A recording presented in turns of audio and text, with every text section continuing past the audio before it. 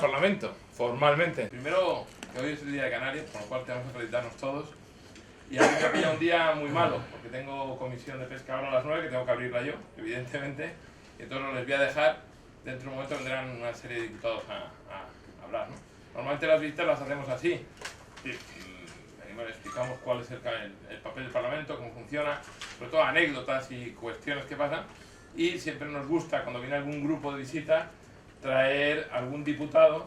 Es muy desconocido, pero a su vez todo lo que pasa aquí está en la página web, está en internet, desde, ya digo, sueldos, que suele ser lo más llamativo, ¿no?, a todo absolutamente, y además pues en todos los idiomas, con lo cual aquí, hablando 23 idiomas, luego lo explicarán, porque para mí fue uno de los descubrimientos, el más en positivo, la interpretación, y la interpretación es espectacular. Somos 750 y tantos diputados de 27 países, y al final dice, bueno, y se traduce todo a 23 lenguas, pero absolutamente todo, tanto en el pleno cuando estamos hablando como todos los documentos. Un diputado tiene derecho a tener todos los documentos en su idioma, y en estos momentos en los que además, a partir del Tratado de Lisboa, el Parlamento adquiere una importancia brutal por cuanto tienes codecisión. Antes, bueno, era el Consejo el que legislaba y el Parlamento se le escuchaba o no, pero simplemente se le oía, ¿no? Ahora no, ahora el Parlamento está en igualdad de condiciones que el Consejo, con lo cual, bueno, pues si la legislación la hacemos en igualdad de condiciones Consejo y Parlamento. Eso está pues engrasándose y ha ocasionado muy pocos problemas. De hecho, nosotros en pesca tenemos ahora uno bastante grande en relación con las competencias de unos y de otros y qué va a suceder. Y de hecho, también en pesca, en el tema del tratado con Marruecos, la prórroga con Marruecos, que el Parlamento desgraciadamente dijo no, pues se puso en evidencia un poco la importancia y el poder de decisión que tiene el Parlamento, ¿no? Un convenio, un acuerdo que estaba prorrogado, que llevaba 7 y 8 meses vigente. Cuando llega el Parlamento dice no, inmediatamente se cierra y hay que sacar los barcos de allí. Con lo cual, vean la importancia que tiene desde ese punto de vista el Parlamento. Y otra cosa que yo destaco mucho del Parlamento es, desde el punto de vista del diputado, la capacidad que tienes de hacer cosas. El diputado está muy valorado dentro del Parlamento y dentro de la propia comisión, y sobre todo tienes mucha agilidad y muchas posibilidades de hacer cosas. Y nosotros del Parlamento, yo puedo intervenir en todos los plenos. En los plenos, al acabar cualquier informe que haya, hay unos ponentes que son los que hablan, pero al acabar hay un tiempo, puede ser media hora o depende, que se llama catch the eye, o sea, captar el ojo del presidente. Y en ese momento, cualquier diputado de cualquier grupo solo tiene que levantar la mano, pedir la palabra y se la dan. Si son muchos más del tiempo que haya asignado, pues darán unos cuantos. Pero habla de ese tema lo que le dé la gana, en un minuto, eso sí. Aquí las intervenciones todas son 1 minuto, 2 minutos, máximo si eres ponente de un tema muy serio, pues tener hasta 4 o 5 minutos, pero lo normal es que tengas 1 minuto para intervenir. Y otra figura muy interesante para mí aquí, que es un minuto que nosotros llamamos el minuto de gloria, que es en cualquier pleno, cualquier diputado puede pedir la palabra, se la dan, eso anticipa que quiere la palabra, y habla de lo que le dé la gana. Y tú en un pleno, tú pides tu minuto y dicen, Gabriel Mato, y yo puedo hablar, he hablado, de hecho he utilizado muchas veces ese minuto, pues he hablado desde el acuerdo de Marruecos, he hablado del hierro, he hablado del gran telescopio, es decir, en ese minuto tú expones lo que quieras. Y hay otra figura, la de las preguntas a la Comisión y al Consejo, que a mí también me llama mucha atención, claro, viniendo de otras instituciones en que son tan formales, y es la de que a las preguntas a la Comisión y al Consejo no hay que formularlas previamente. Es decir, en el turno de preguntas, si yo tengo pregunta, hago la pregunta que quiero hacer al comisario de turno, al Consejo, y él me contesta. Y ahí luego duplica. Pero no tengo que previamente, como pasa en el Congreso, no le das las preguntas por escrito una semana antes o 3 días, y no en el Parlamento, que son casi 15 días. Y él te contesta lo que viene con escrito. Aquí no hay escrito que valga. Tú le preguntas lo que quieras, él te contesta, de su área evidentemente, y luego tú le respondes y él finaliza. Eso es muy desconocido. Al final dices, si es que es, siendo mucho más complicado en teoría, 700 y pico diputados, como decía, que también parece muy grande, ¿no? En España, Congreso y Senado son casi 600 y algo para 47 millones. Esa es la diferencia, ya digo, un cabildo, un parlamento regional. Con lo cual, es verdad que la proporción no está en el Parlamento. Y luego dice costo. Bueno, 1.600 y pico millones de euros. El presupuesto era del 2011. 2012 puede ser un poco más. Pero en esas cifras, bueno, a mí me gustaría saber lo que cuesta el Cabildo de La Palma, el Cabildo de Tenerife o el Parlamento de Canarias en proporción, claro, a los ciudadanos a los que da servicios, ¿no? Entonces digo que el Parlamento, dicho esto, bueno, pues es absolutamente desconocido en esas dimensiones. Y luego es muy desconocido también en el día a día. ¿Qué tiene relación con Europa? Aparte de las carreteras, el túnel de la Cumbre o el puente de los Sauces. No, no, no. Es que la pasta de dientes que usamos por la mañana ha pasado por el filtro y tiene las normas de Europa. La alimentación, evidentemente, absolutamente todo. Hasta el coche, bueno, pues se regula hasta cuánto es el intervalo entre los intermitentes que tiene que haber, ¿no? Es decir, absolutamente toda nuestra vida diaria está condicionada por normas que se hacen en Europa, que ahora pasan por el Parlamento y que luego transponen los Estados miembros en un determinado momento. Con lo cual te das cuenta realmente de la importancia que tiene Europa en su conjunto y ahora, tras el Tratado de Lisboa, el propio Parlamento, ya digo, porque todo, absolutamente, la legislación de la Unión Europea pasa por el Parlamento con poder de codecisión. Estamos divididos, bueno, como en cualquier otro Parlamento, en comisiones. Aquí se hace mucho trabajo de comisión, pero especialmente de grupos. Tenemos en cuenta que cada grupo, nosotros somos 270 y tantos en el Grupo Popular, que es el mayoritario, pero claro, cada uno somos de nuestro padre y nuestra madre. Y dentro de que cada uno somos de nuestro país y representamos a nuestro país, pues también luego hay muchas cuestiones que cada uno tiene sus ideas distintas, ¿no? Entonces no hay, normalmente, hay veces, la normalidad es que haya una posición común de grupo, pero en muchísimos asuntos, cada grupo luego, cada delegación de cada país en cada grupo hace lo que quiere y vota de forma distinta a lo que incluso el propio grupo dice. Aquí la disciplina de voto no existe absolutamente para nada, a la cual incluso a diputado individual puede votar lo que quiera, se le da una directriz, se le da una lista de voto y luego cada cual vota lo que quiera. Y todas esas directrices, todas esas listas de voto se hacen en las reuniones de grupo. Y aquí hay semanas, a lo largo del mes, pues se dividen las semanas en la semana de pleno. Normalmente los plenos son en Estrasburgo, hay 12 plenos al año en Estrasburgo. Luego hay lo que llamamos mini plenos, que son de una tarde y una mañana aquí en Bruselas, cada 2 meses más o menos. Y luego hay semana de grupo y semana de comisión. Esta, por ejemplo, es semana de comisión. Entonces, bueno, se reúnen absolutamente todas las comisiones. Yo, por ejemplo, pesca, pues tengo hoy el día entero y mañana el día entero. Antes son de 2 días, a veces 2 días y medio. Y luego la semana de grupo, pues son las que se dedican a hacer las reuniones de los grupos políticos. Grupos políticos que, por ejemplo, el nuestro, según las áreas, está dividido primero en grupos de trabajo. Entonces, en el grupo de trabajo es donde estás viendo absolutamente todos los temas, van más o menos acordados o no, y luego van a la reunión de grupo en la que estamos los 270 y tantos, y ahí es donde se debate algunos temas, cuál va a ser la posición que va a tener el grupo como tal en el pleno, que es donde te dan la lista de voto. Al pleno aquí no es lo más importante, al pleno los temas van ya muy trillados y van casi pues, vistos en comisión, y normalmente, dependiendo de los asuntos, suelen darse asuntos que son dosieres, ¿no? Reports, se dan a cada diputado, adquieren el nombre un poco para el uso diario del propio diputado. O sea, por ejemplo, el POSEI al final pues es el informe Mato. ¿Por qué? Porque aquí de todo es ese, no le dicen el nombre de la regulación completa de la reforma de tal y cual. Y entonces cada diputado al que se le asigna un dossier, por ejemplo, la propuesta, vamos a ver, por ejemplo, claro, ¿no? El POSEI se me asigna a mí, que soy del PP. Entonces, los restantes grupos designan, digamos, a un ponente para que haga el seguimiento de ese dossier, que es lo que se llaman aquí los ponentes en la sombra. Entonces, está el ponente titular, ya sea el Grupo Popular, el Socialista, el que sea, y yo tengo al lado pues unos ponentes en la sombra, del Socialista, que es un señor de Azores, y de otros grupos. Y ahí tú como ponente pues eres el encargado de hacer el informe, que luego se va a someter a votación, porque normalmente pues pactas y trabajas con los ponentes en la sombra de cara a llegar a acuerdos o llegar a compromisos que son los que luego se llevan. Una vez que tienes ese dossier, como por ejemplo POSEI, os digo por tenerlo muy ejemplificado, el dossier viene de la comisión. Hay una propuesta de la comisión de reforma del POSEI.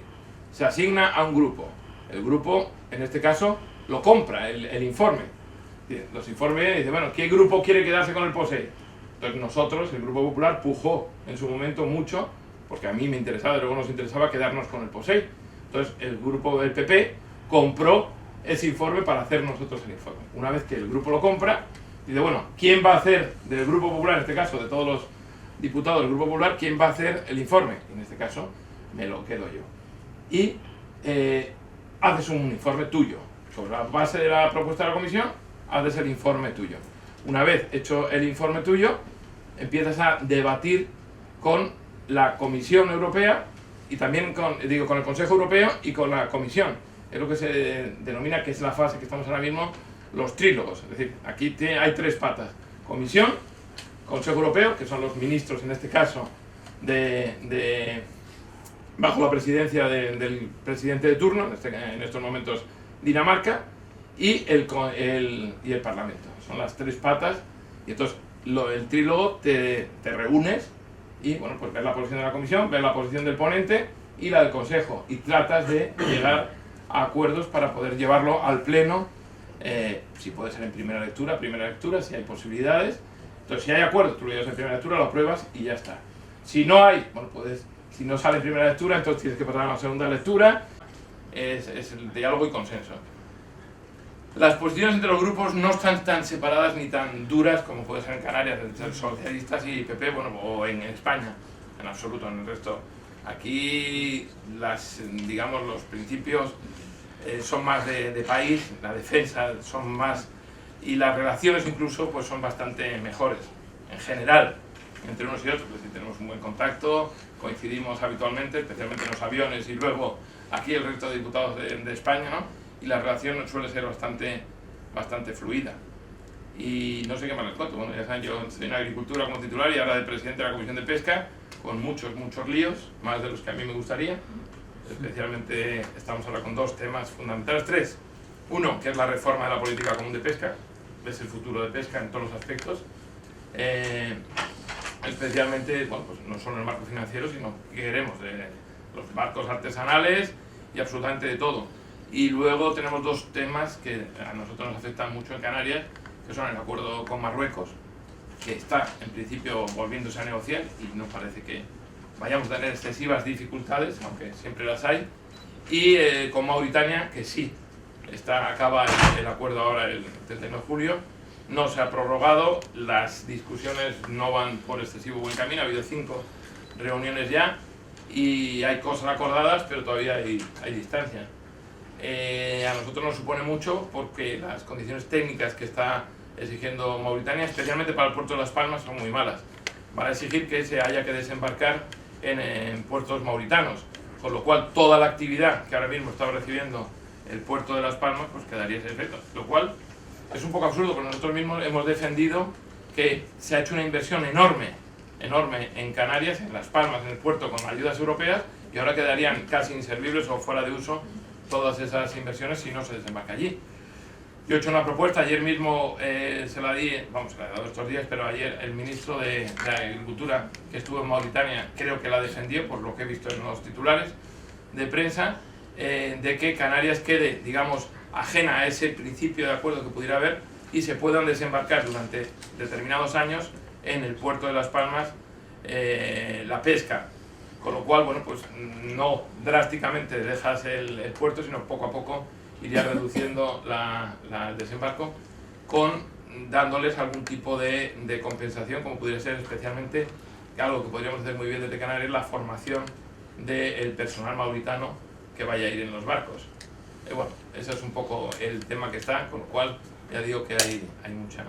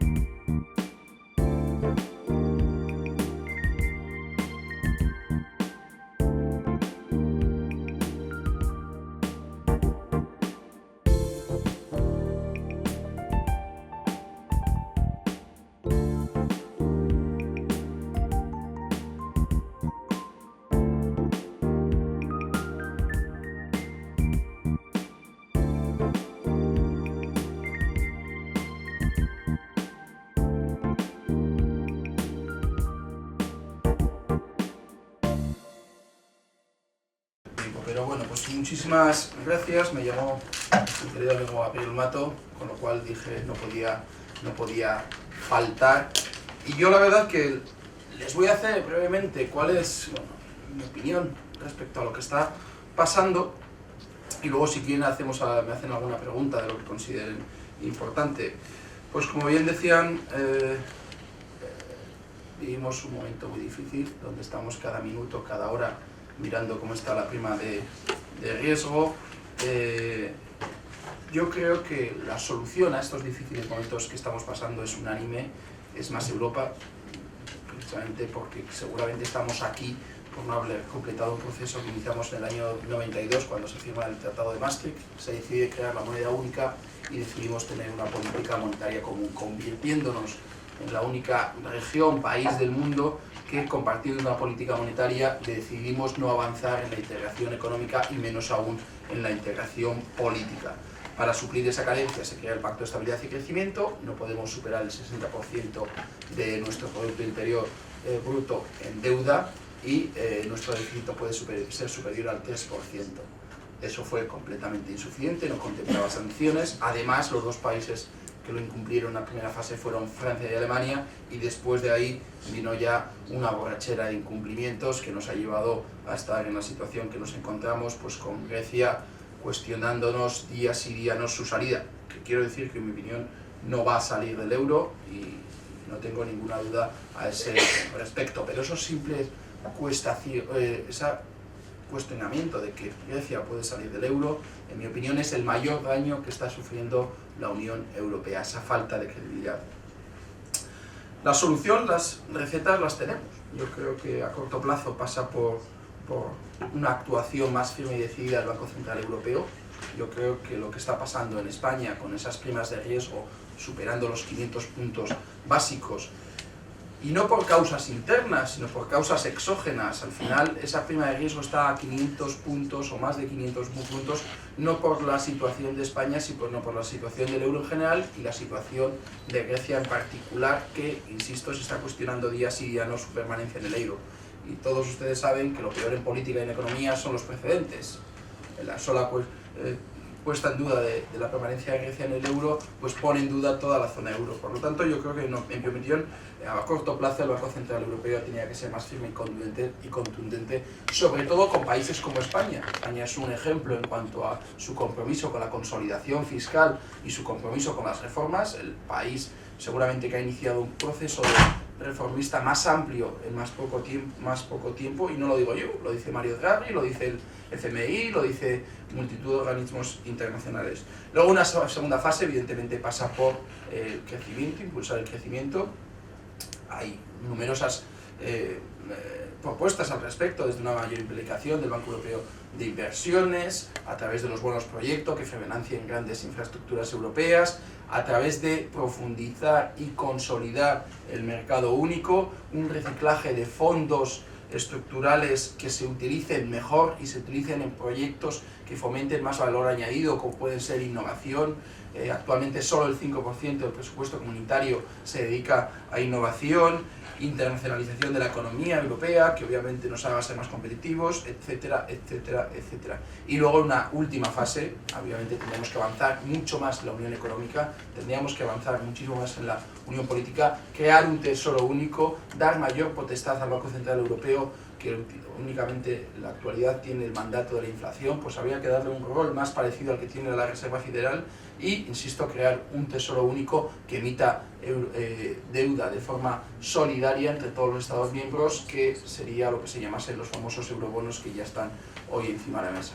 Entre medio pues hay muchas cuestiones, muchos debates, está la tasa de transacciones financieras que hemos aprobado recientemente en el Parlamento Europeo y que muchos países en el Consejo apoyan, como puede ser Francia o incluso España. Otros, como pueden ser el Reino Unido e Irlanda, pues están más reticentes, por decirlo de una manera suave, al respecto. Pero la receta la tenemos, señores. Lo único que queda es ponerla en marcha, y ponerla en marcha lo antes posible para que esta situación dramática que estamos viendo pues se torne positiva lo antes posible. Que yo creo que los más de 5 millones y medio de parados españoles y más de 25 millones de parados europeos, cuanto menos se lo merecen. ni nadie cuestiona si las regiones ultraperiféricas son caras o no son caras. Son Europa, son parte de Europa y son regiones que obviamente necesitan un apoyo mayor para suplir esa carencia de la distancia geográfica con Europa. No es un debate, desde luego, que los españoles nos cuestionemos a ese respecto. Yo creo que las regiones ultraperiféricas son tan europeas, a pesar de geográficamente muchas de ellas no están en Europa, como puede ser Pamplona, de donde soy yo.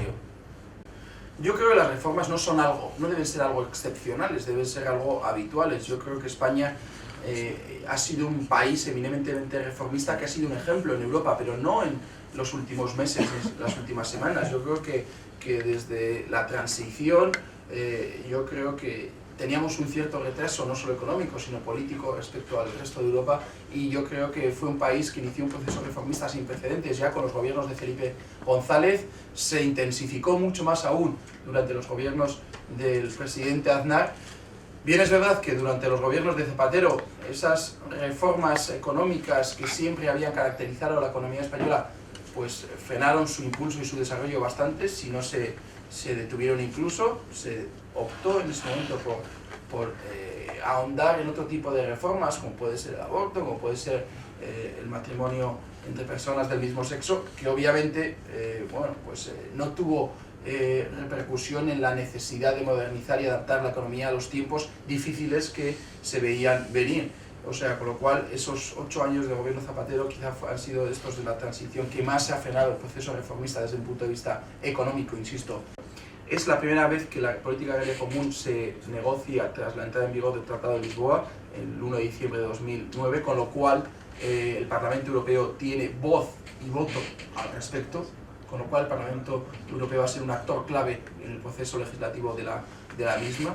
Y, en segundo lugar, da igual lo que se negocie en la PAC hasta que no tengamos confirmadas las perspectivas financieras, que es a lo que se refería usted. Primero tenemos que tener las perspectivas financieras, y una vez que tengamos las perspectivas financieras será cuando se pueda materializar todo lo acordado en la PAC. Con lo cual sí que te va a tener que ver en las perspectivas financieras. Lo que ocurre, pues hombre, es verdad, tenemos que ser conscientes que el momento y la coyuntura económica no es la mejor posible para pedir mayores fondos a este respecto, pero también tenemos que ser conscientes que la PAC no es una posición que se negocia para un año, sino para muchos años, y que Dios quiera que, yo soy optimista al respecto, a finales de este año la situación económica mejore. Yo trabajo en el área de las libertades públicas, de la justicia y de los asuntos de interior. Y en el ámbito de la diplomacia parlamentaria, pues presido la Comisión Política de Eurolat. Soy la parte europea y en el otro lado del Atlántico está la parte latinoamericana. Y también presido la parte europea del Grupo de Trabajo e Inmigración. Igualmente tengo un copresidente en la otra parte del Atlántico. Y también trabajo en la Comisión de Desarrollo y en la Comisión de Peticiones. Pero fundamentalmente mi trabajo legislativo se centra en la Comisión de Libertades Públicas, Justicia y Asuntos de Interior. Así yo he sido el ponente utilizaré un lenguaje, no un lenguaje europeo, sino un lenguaje nacional para que nos entendamos. Yo he sido, si digo el ponente de una ley, se entiende mejor que si digo he sido el ponente de un informe. Bueno, en tarea legislativa pues he sido ponente en cuestiones que tienen que ver con la nueva Oficina Europea de Policía, con Europol. He sido ponente en la lucha contra la protección del euro, evitando su falsificación en 7 ocasiones, ahora es la 8ª. He trabajado de una manera muy decisiva en cuestiones migratorias, conozco muy bien el archipiélago y conozco sobre todo lo que padeció el archipiélago en las oleadas que tuvieron lugar en la fachada atlántica a partir del año 2006. Me dedico también a trabajar en la Comisión Especial de Crimen Organizado, blanqueo de dinero y narcotráfico, y estas son básicamente las áreas en las que yo desarrollo mi trabajo. ahora tengo una tarea legislativa muy complicada que tiene que ver con el reglamento 539, que es el que decide a quién se le da visado y a quién se le quita para acceder al territorio de la Unión Europea. Y ahí tenemos unos problemas ahora porque abrimos la mano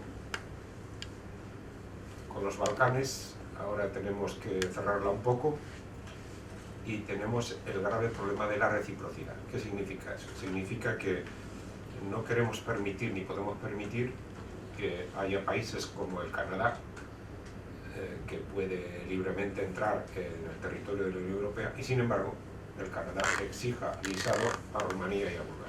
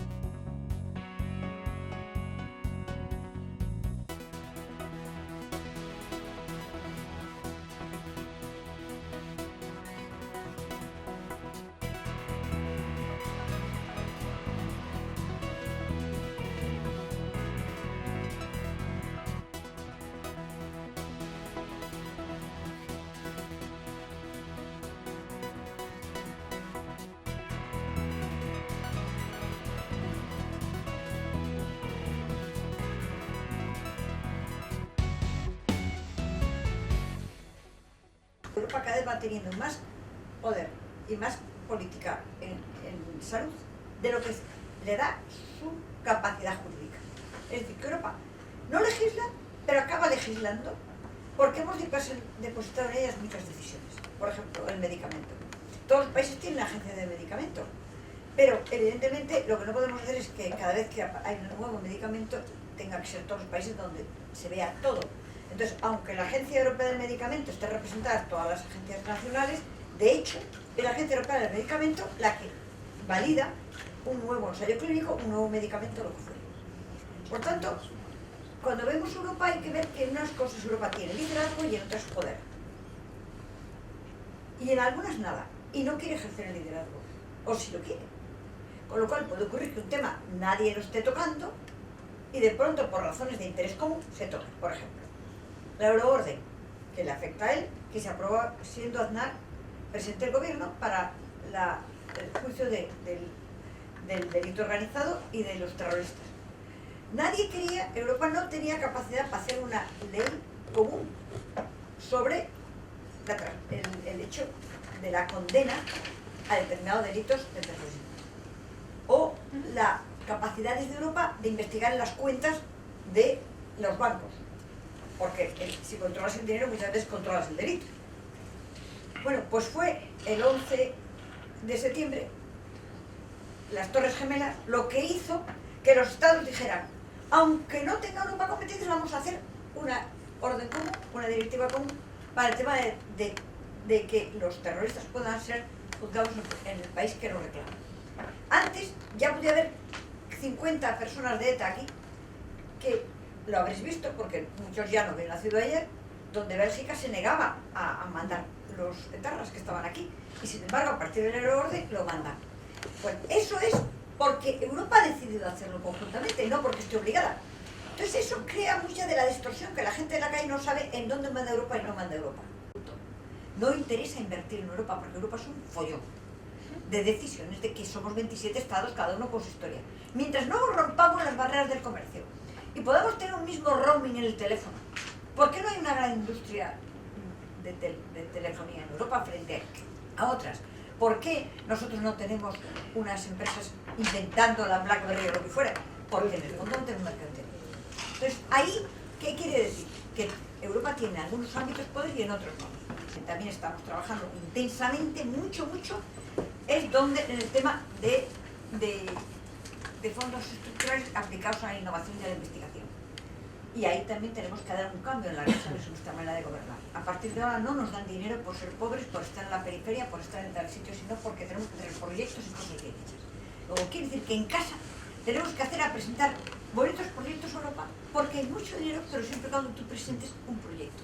Algo para que vean que tú has trabajado y que tu dinero va a ser bien invertido. Y ese tema yo creo que va a costar bastante a las administraciones y a la sociedad darse cuenta que ya no tenemos un dinero en el presupuesto de cada región esperando que llegue desde Europa, sino que tú tienes que presentar tu proyecto importante, competitivo y de alta calidad.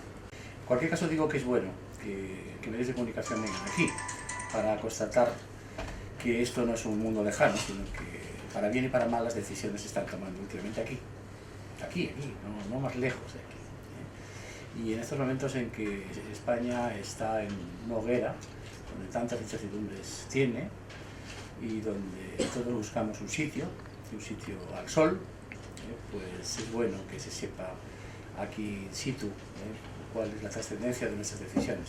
Ahora, casi es una brutal decirlo, porque todas las mañanas todo el mundo se levanta y mira la bolsa, mira Europa, y mira las decisiones, a ver lo que dice el Banco Central Europeo. Por cierto, una tontería dicho hoy, porque no se puede estar excusando diciendo que si no da lugar a una propuesta de Bankia financiada con deuda, cuando no se hace ninguna propuesta. El señor Draghi estaba más guapo callado, la verdad, porque es mejor que esté callado, que actúe, que lo que está haciendo es no actuar, y si el Banco Central Europeo, como dice, no tiene las funciones que está necesitando Europa, lo que habrá que hacer es cambiarlo. Y si hay que cambiar el tratado también, porque no se trata de tener instituciones muertas.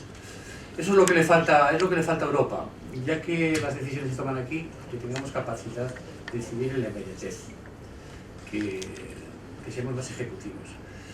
Europa no es un sueño, es una realidad, y está en nuestras vidas. Y por tanto, como no hay más salida, más Europa, hay algunos que soñamos siempre y estamos encantados de que es así, pero aunque no lo quiera, es inevitable. Por tanto, aunque si Europa es el espacio económico más importante del mundo, lo que hace falta es que estemos a la altura de la capacidad de tomar decisiones para que no nos coman con los pies. Hay gente que viene pegando, que no tiene dificultades ni siquiera democráticas, a veces como China, para actuar, y nos vienen invadiendo, y nosotros tenemos la necesidad de que las instituciones tengan esa capacidad de tomar decisiones en tiempo y eficazmente. Eso es lo que se está echando en falta y en lo que yo creo que hay que empezar a caminar. España siempre soñó con estar aquí, lo consiguió, y mucha gente, hasta mis maestros en política democrática, recientemente se celebraba el aniversario de Múnich, pues fueron deportados precisamente por querer que España se integrara en Europa, algo tan sencillo como eso, ¿no? Bueno, pues hoy es una realidad en la que tenemos que encontrar un sitio donde vuelva España a recuperar, yo creo que un sitio adecuado. En este momento estamos un poco devaluados y hay que recuperar la cabeza, y hay que hacer un pequeño sprint. Pero bueno, somos optimistas.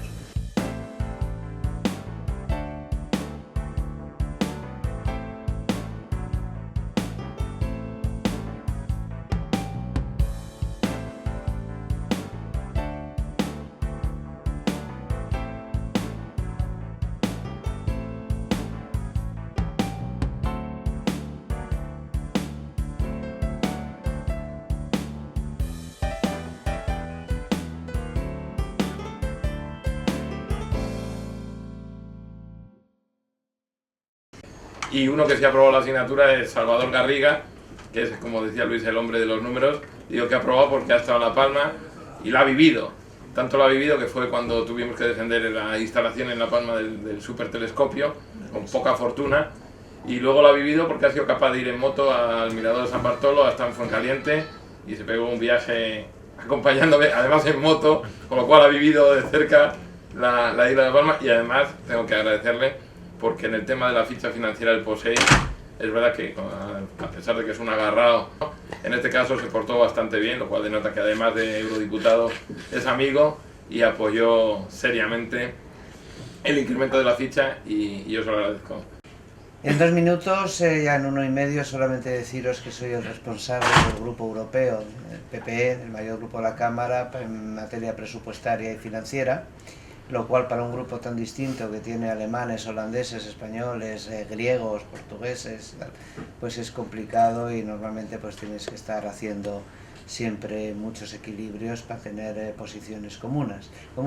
Desde el punto de vista presupuestario que os interesa a vosotros, pues evidentemente os interesa cómo va a quedar Canarias dentro del próximo marco financiero, que se llaman perspectivas financieras, y que son del año 2014 al año 2020, porque ahora estamos mirando el periodo 2007 al año 2014, en el cual Canarias ha obtenido, a través del Estatuto de Regiones Ultraperiféricas, pues una cierta cantidad que hay que mantener. ¿En qué situación estamos? ¿Habría que preocuparse? ¿No habría que preocuparse? Pues bueno, estamos en momentos preocupantes para todos porque de momento existe una cierta tendencia a ahorrar también en el presupuesto comunitario, lo cual pues también es una especie de contrasentido, porque si se quiere relanzar el crecimiento en Europa necesitas algún instrumento financiero poderoso, y el instrumento que tenemos común y con más expectativa de futuro es el presupuesto comunitario, dentro del cual están incluidas las ayudas comunitarias para las regiones ultraperiféricas y también para Canarias, por supuesto. En ello estamos, sabemos perfectamente qué modificaciones tenemos que hacer en el reglamento, nuestro gobierno sabe perfectamente qué es lo que hay que defender, pero aquí vivimos unas negociaciones multilaterales con otros 27 Estados miembros, porque ya tenemos a Croacia dentro. Los intereses son distintos, hay países que tienen unas sensibilidades periféricas nulas y por tanto pues la tarea que hacen los diputados del PP, particularmente Gabriel, y los que estamos en temas financieros es intentar convencer de que tanto Europa es la isla de La Palma como la región de Renania-Westfalia en el centro de Alemania. Esto es complicado, esto es apasionante y es la tarea que hacemos los eurodiputados aquí, o sea que en ello estamos, y en los próximos meses, por las perspectivas financieras tendrán que estar aprobadas, si Dios quiere, para el mes de diciembre, pues tendréis noticias cumplidas de cómo hemos respondido a los retos que tenemos encima de la mesa.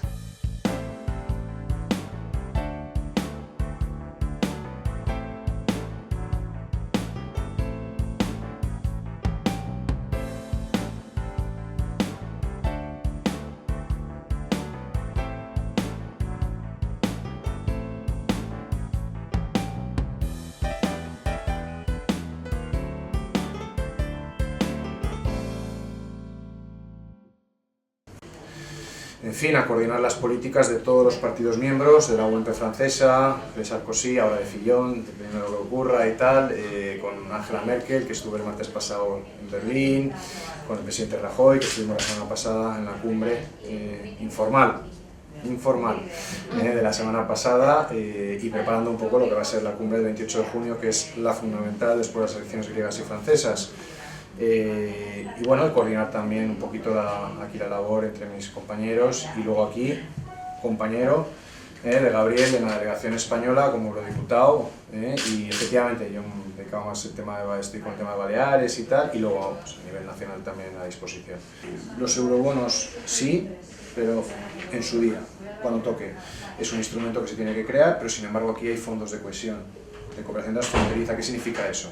Significa pues las redes ahora en estos momentos que se pueden construir, por ejemplo, a ver si terminamos de una vez el A20 entre Francia y España. Hay una serie de cuestiones importantísimas que pueden generar dinero, economía y trabajo. Y lo que queremos es alcanzar todo eso, sacarlo a flote, el Banco Europeo de Inversiones que habéis estado escuchando también, los proyectos del Banco Europeo de Inversiones, transformarlo y darle mayor actividad para financiar proyectos directamente y generar con eso economía y trabajo, es decir, crecimiento económico. No conozco a nadie, por favor que me lo presenten, que esté en contra del crecimiento económico.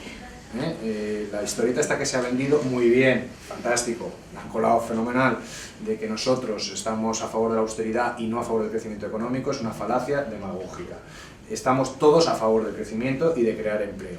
Lo que pasa es que algunos lo creamos, no solo hablamos de ello, normalmente lo solemos crear también, y en eso estamos. La situación no es fácil, a nadie se le oculta, pero estamos ya inmersos en ello, y gobiernos de distintas ideologías. Ahora ya es una cuestión que está fuera del Partido Popular Europeo, del Partido Socialista. Yo he saludado que el viernes pasado la reunión, ahora ya empieza a haber algunas noticias empiezan a confidenciales y tal, de que la reunión que hubo en Moncloa entre el presidente y Alfredo Pérez Rubalcaba fue en una buena sintonía respecto a este tema, que yo creo que es necesario. Me consta también la colaboración de Duran y Lleida, desde Convergencia y Unió, respecto a la posición que podamos tener, respecto al tema financiero y respecto a nuestra posición sobre temas como el Banco Central Europeo, que no se menciona porque se respeta el Estatuto del Banco Central Europeo, es decir, es independiente. Y esperamos que si llega el momento, no deseable, pero si llega ese momento, que inyecte la liquidez. Eso también es crecimiento económico. Pero ese sería forzado por los acontecimientos y esperamos no llegar a ello. Y los eurobonos, como digo, que era otra cosa que intentaron colar como que era la salvación de Europa y tal y cual, no. Los eurobonos es un muy buen instrumento, pero por cierto es que hay que crearlo. Y eso tardará meses y tal, y como decía yo, hace poco, por ahí en 24 horas no sé dónde era, es decir, los eurobonos, lo siento, pero no dan trabajo ahora mismo. Lo darán dentro de 3 o 4 años. Porque crearán mayor movilidad financiera, indudablemente, pero no estamos para crear más instrumentos, ¿no? Además es lo que la gente nos pide. Lo que queremos es lo que tenemos ya, sacarlo y hacerlo operativo. Ahora sale el 20 de junio, no sé cuándo, o ya, la semana que viene, no me acuerdo, sale el informe de la Comisión Europea, sea positivo o sea negativo respecto al déficit, alguna cosa ha habido hoy y tal, pero vamos, no sabemos el informe, no lo desconocemos, sale la semana que viene, sea positivo o negativo, nosotros vamos a seguir para alcanzar los términos de déficit que nos hemos fijado. ¿Que puede haber cierta flexibilidad en el futuro si no llegamos por décimas o lo que sea tal y cual? Yo creo que, como todo en la Unión Europea, es negociable. Pero ¿qué es lo mejor, según Mariano Rajoy y todos nosotros? Llegar a esas cuotas de déficit, nosotros bien. Sería el mejor mensaje para los mercados. Por mucho que vayas por ahí a explicar, siempre hay rumores, tal. Lo mejor es cumplir con el déficit.